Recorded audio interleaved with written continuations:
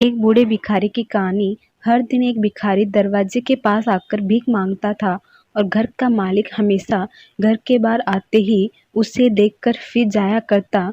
कई बार उसके लिए गालियां भी बकता। वो कहता, तू जिंदा ही क्यों है? पूरी जिंदगी ऐसे ही भीख मांगेगा क्या?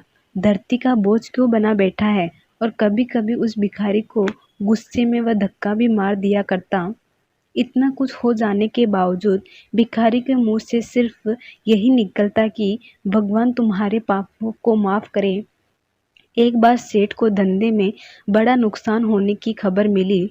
सेठ बहुत परेशान था कि तभी उसके दरवाजे पर वही भिखारी आया। गुस्से में अपना आपा खोते हुए सेठ ने उस भिखारी को पत्थर दे मारा। पत्थर लगने के कारण भिखारी का सर फूट गया और उसके सर से खून बहने लगा। फिर भी दर्द से कहराते हुए भिखारी ने इतना ही कहा, भगवान तुम्हारे पाप को माफ करे। भिखारी वहां से चला गया। सेठ सोच में पड़ गए। भिखारी को पत्थर मारा, फिर भी उसने सिर्फ प्रार्थना की। सेठ का गुस्सा शांत हुआ, सेठ का मन शांत हुआ। भिखारी का रहस्य जानने के लिए सेठ ने भिखारी का पीछा करना शुरू कर दिया। भिखारी जहां जहां जाता, सेठ उसके पीछे जाता। सेठ ने देखा कि कोई उसको खाना देता, कोई उसको मारता, कोई अपमानित करता तो कोई गाली देता। लोग भिखारी के साथ चाहे जैसा व्यवहार करते, लेकिन भिखारी सबके लिए एक ही प्रार्थना करता, भगवान तुम्हारे पाप माफ करे। अब रात होने को आई थी।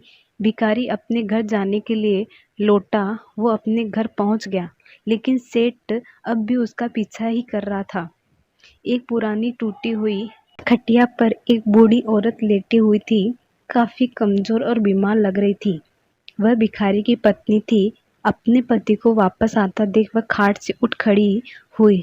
पत्नी ने अपने पति के भीख वाले कटोरे में देखा, उसमें सिर्फ आधी बासी रोटी थी। उसे देखकर वह बोली, आज बस इतना ही मिला?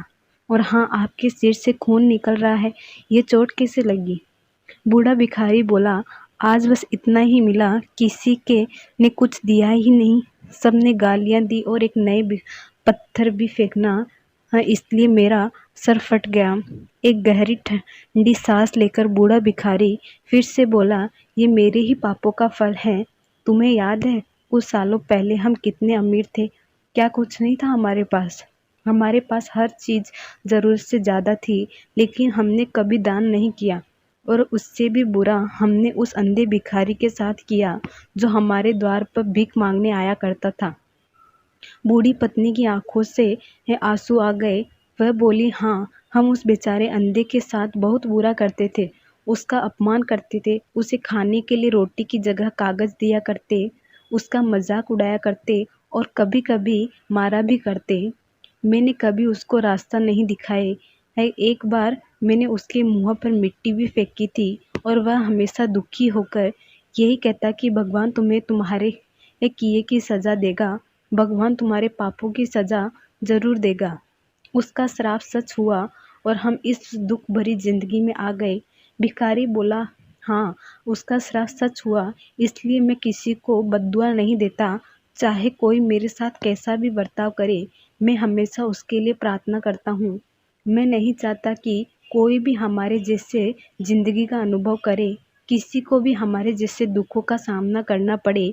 वो नहीं जानते हैं कि वह कितना बड़ा पाप कर रहे हैं, इसलिए अनजाने में हुए पाप की ऐसी सजा किसी को भी मिले मैं नहीं चाहता। सेठ वहीं पर छुपकर ये सारी बातें सुन रहा था। अब उसे सब कुछ समझ में आ गया था। भिखारी और उसकी पत्नी ने वह आधी रोटी मिल बांट खाए और भगवान को धन्यवाद बोलकर सो गए। अगले दिन वह भिखारी फिर से भीख मांगने गया। सेठ के घर के पास जाते हैं। सेठ ने पहले से गरम रोटियां उसके लिए निकाल कर रखी थी। उसे देते हुए सेठ विनम्रता से बोला, माफ कर दीजिए बाबा, उससे बहुत बड़ी गलती हो गई। बूढ़ा भिखारी बोला, भगवान तेरा भला करे। इतना कहकर वह आगे निकल गया। इस कहानी से जो सीख लेने लायक है वह बड़ी ही सिंपल है कि आदमी चाहे किसी के बारे में बुरा कहे या भला करे, लेकिन भगवान सिर्फ कर्म के हिसाब से उसको फल देता है। क्या हुआ अगर भगवान नहीं देखता है, लेकिन यह बात बिल्कुल सच है, उसके खाते में सबका हिसाब बहुत पक्का होता है। इसलिए जब किसी के लिए कुछ भी करो तो अच्छा ही करो।